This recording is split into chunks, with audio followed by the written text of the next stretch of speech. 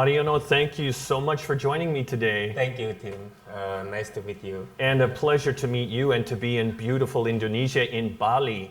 Yes, I hope you enjoy Bali very much this time. Oh, I have. Next time I need to come and stay longer. Yes, yeah, Absolutely. definitely you have to. Well, thank you for making the time to sit down with us today. I really appreciate it. And I wanted to ask you your thoughts as a businessman here in Indonesia. What are you seeing? Southeast Asia is such an exciting part of the world. Some of the most exponential growth, GDP, and now ranked fourth, I think, in the world for entrepreneurship and innovation. What are you seeing in business today that excites you? Well, as you see, Southeast Asia, you see the growth in GDP. But what I see is not only GDP, Tim. What excites us is the demographic is very exciting to me.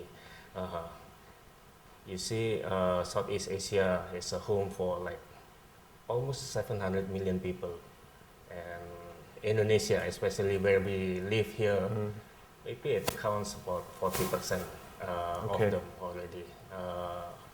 270 million people. Yes. And then from that 270 million people, almost 70% is in the working force age. Yeah. Okay. So we have a huge productive people here. Yeah. So, but of course, with this big amount of people, you need to give them a good education. Absolutely. Education is transformational, right? Right. So I wanted to follow up with that. The demographic, how has it shifted over maybe the last 10 to 20 years? Has it been very significant, the shift, or not necessarily? I think like in Indonesia, within 10 years, we have growth like almost about 10%. So it's quite significant. Yes. It contributes to the job creation. Of course, the challenge is you also have to have a stable political system, which thank God in Indonesia for the last 2 decades, we have a quite stable political system. We have 1 decade of only one president that time, Mr. Susilo Bambang Yudhoyono, and then continued by our current president, which is also running for 2 terms, which is total 10 years also.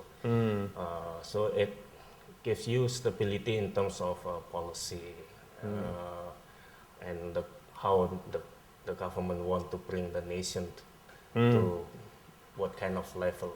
And we see a lot of good commitment from our government for that. Yeah. Good. I've heard that as well from other alumni here in Indonesia, that the government is less of an obstacle for business and their promotion for trade in the region and their economic outlook is very positive. Would you agree? Yes, I agree about that. And also, we have a strong finance minister also, which is, you see, like 2 decades ago, we got a financial problem in Indonesia, and I think mostly in Asia, I think late 90s. But nowadays, if I see our Minister of Finance, how they taking care of our nation, it's very good, you know. We still can get the growth, less inflation. Yeah, it's very good now. Good. I think we in America have lessons to learn from Indonesia, right, to address inflation, but that's another discussion, right? So I know you're a proud Indiana University Kelley School of Business graduate, Hariyono, and you've played an active role in your alumni chapter here. Tell us a little bit about Kelley. How did Kelley help you learn and grow as a business professional, both in your professional life, but then also maybe how did it help you personally in your personal life? Well, when I studied in Indiana University at the time, I felt that the community is not very big, but for me it's very nice because I can have a chance to get close to a lot of friends. Also, for me, after I studied there, I was studying finance and operation management over there.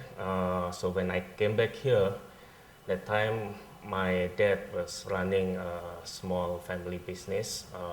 He's doing like rice milling. So he wanted me to start helping him. Yeah. First time, maybe because the size of the company was not so big, I didn't really feel that my knowledge that I learned in Indiana University really helping me in my family business. But once I get more understanding on the business, and then I can start applying what I learned. It's like financing. It's like you have to do calculation about how you want to set up a new business, whether it is feasible to do it, right? Right. This is something that we learn in ICOR. Yes. You have to do like marketing. You have to plan for your financing. You have to plan for the operation. Yeah, it's very related to what I have learned. So I'm glad that that time I was studying there so that I can apply all what I study to the business. And then because I study in US, I also have a chance to learn about the American culture. Especially American people, they are very open when discussing things. That's what I like the most. So that's why all of my brothers, which is coming together to run our family business, they all study in IU also at that time. Since we have a same education background, it's easy for us to discuss things, how to make progress for the companies. So I think this part was contributed from the culture that we learn over there also.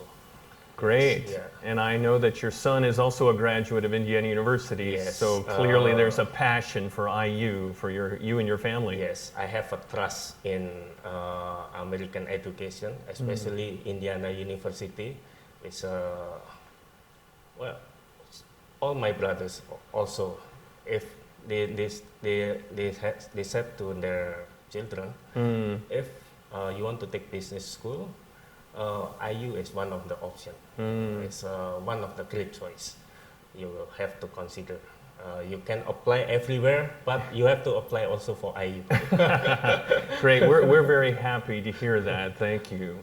So speaking of business school and young people entering business school today, Hariyono, any thoughts about any recommendations? What should we be focusing on as a top business school as we help young people to become true global businessmen and women? How can we better prepare them? What advice would you have for us as we look at our curriculum and we look to better prepare them for today's global marketplace? Well, if we see now how the trend goes, is like you have all of those devices connected to internet of things, what they call it, right? Yes. And then also now the hot part is the AI. Yes. So I think to be in a good graduates from the business school nowadays, they should be also equipped with all of this knowledge. So when I studied there, you have K201 Yes. as an introductory for computing. Right. And even my son, I checked with him, he still had that also. Oh, great. Yes, but of course it's a different level to what we learned before. Right.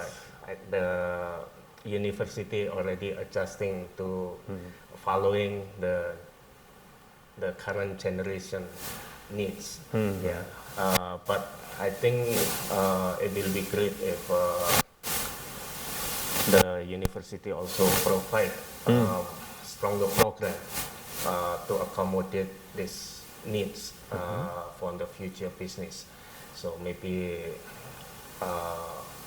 they get more strong overview on how the next business will be, so they get more prepared with this technology. That's a great point. Thank you for sharing. None of us can predict the future, Right. but I think we can work to prepare for it, right? Yes. Yeah, and it's exciting to see what the future will be. You and I keep getting older, right? Yes. And the young people seem to stay very young, but it's excited to work with them and walk alongside them to help them be the future business leaders of tomorrow, right? Right.